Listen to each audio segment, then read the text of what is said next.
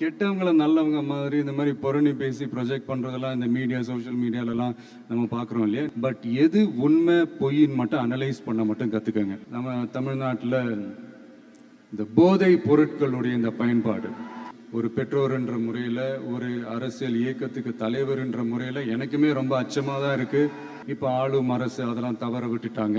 இப்போ நீங்கள் ஒரு துறைக்கு போகிறீங்க, அதில் நீங்கள் சிறந்து விளங்கினீங்கன்னா அந்த ஒரு தலைமை இடத்துக்கு உங்களால் ஈஸியாக வர முடியும். அதைத்தான் நான் சொன்னேன், இன்னும் நமக்கு நிறைய தலைவர்கள் தேவைப்படுறாங்க அப்படின்ட்டு. அது மட்டும் இல்லை, ஃப்யூச்சரில் அரசியலும் ஏன் ஒரு கெரியர் ஆப்ஷனாக வரக்கூடாது, அப்படி வரணுன்றது என்னுடைய விருப்பம். நல்லா படித்தவங்க அரசியலுக்கு வரணுமா வேண்டாமா? உங்களை தான் கேட்குறேன். நல்லா படித்தவங்க அரசியலுக்கு வரணுமா வேண்டாமா? நல்லா படித்தவங்க தலைவர்களாக வரணுமா வேண்டாமா? ஓகே, உங்கள் ஆர்வம் எனக்கு புரியுது. பட் இப்போதைக்கு படிங்க, மீதி எல்லாம் அப்புறம் பார்த்துக்கலாம். அதே மாதிரி நீங்கள் படிக்கும்போதே மறைமுகமாகவே நீங்கள் அரசியலில் ஈடுபட முடியாது. எப்படின்னா ரொம்ப சிம்பிள். நீங்கள் ஒன்றும் இல்லை, நீங்கள் டெய்லி இந்த நியூஸ் பேப்பர்லாம் படிங்களேன். படிக்க படிக்க உங்களுக்கே தெரியும், ஒரே செய்தியை ஒரு நியூஸ் பேப்பர் ஒரு மாதிரி எழுதுவாங்க, அதே செய்தியை இன்னொரு நியூஸ் பேப்பர் இன்னொரு மாதிரி எழுதுவாங்க. ஒரு செய்தியை ஒரு நியூஸ் பேப்பரில் ஃப்ரண்ட் பேஜில் ஹெட்லைன்ஸில் போடுவாங்க, அதே செய்தியை இன்னொரு நியூஸ் பேப்பரில் கடைசி பக்கத்தில் கூட போட மாட்டாங்க. நீங்கள் நியூஸ் வேறு, ஒப்பீனியன் வேறு, செய்தி வேறு, கருத்து வேறுங்கிறது உங்கள் எல்லாருக்குமே தெரிய வரும்.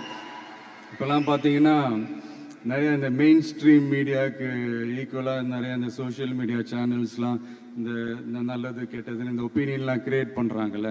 அதெல்லாம் நீங்கள் பார்த்தீங்கன்னா ரொம்ப ஈஸியாக ஒரு நல்லதை கெட்டதாகவும் கெட்டதும் நல்லதாகவும் நல்லவங்களை கெட்டவங்க மாதிரியும் கெட்டவங்களை நல்லவங்க மாதிரி இந்த மாதிரி புரணி பேசி ப்ரொஜெக்ட் பண்ணுறதெல்லாம் இந்த மீடியா சோஷியல் மீடியாலலாம் நம்ம பார்க்குறோம் இல்லையா. நீங்கள் எல்லாமே பாருங்கள், நீங்கள் எல்லாமே படிங்க.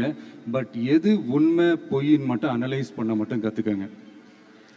அப்போ தான் இந்த உண்மையிலே நம்ம நாட்டில் என்ன பிரச்சனை, நாட்டோட மக்களுக்கு என்ன பிரச்சனை, இந்த சமூக தீமைகள் பற்றிலாம் உங்களுக்கு தெரிய வரும்.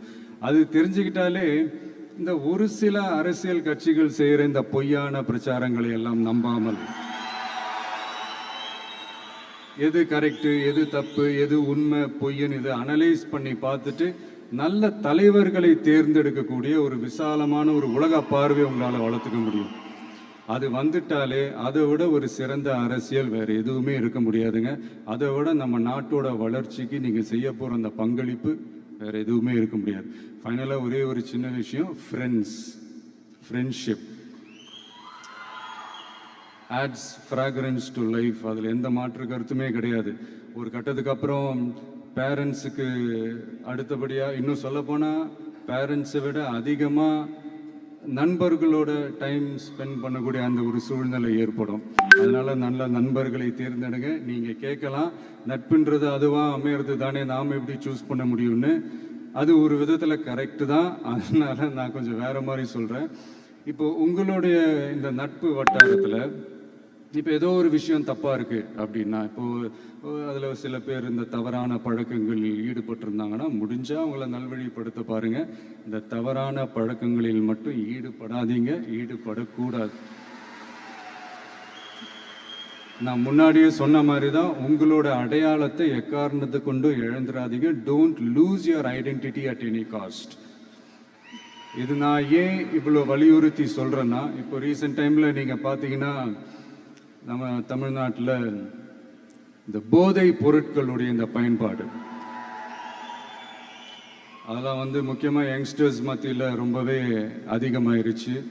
ஒரு பெற்றோர் என்ற முறையில், ஒரு அரசியல் இயக்கத்துக்கு தலைவர் என்ற முறையில் எனக்குமே ரொம்ப அச்சமாக தான் இருக்குது. சொல்லலாம், இப்போ இந்த போதை பொருட்கள்லாம் இதெல்லாம் கண்ட்ரோல் பண்ணுறது அரசோட கடமை. இதெல்லாம் யங்ஸ்டர்ஸை இதிலேருந்து காப்பாற்றுறதெல்லாம் அரசுங்களோட கடமை. இப்போ ஆளும் அரசு அதெல்லாம் தவற விட்டுட்டாங்க அப்படின்றத பற்றிலாம் நான் இங்கே பேச வரல. அதுக்கான மேடையும் இது இல்லை.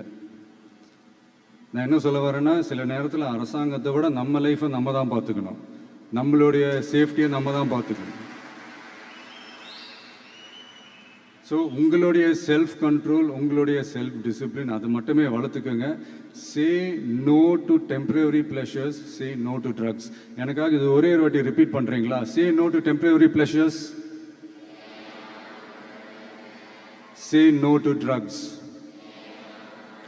இன்னும் ஒரே ஒரு வாட்டி please. Say no to temporary pleasures, say no to drugs. Thank you. இந்த உறுதிமொழியை நீங்கள் எல்லாரும் எடுக்கணும்ட்டு நான் ரொம்ப தாழ்மையுடன் கேட்டுக்கிறேன்.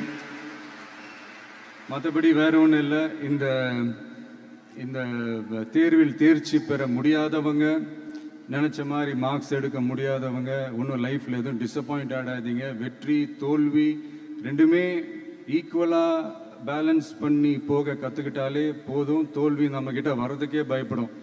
Success is never ending, failure is never final.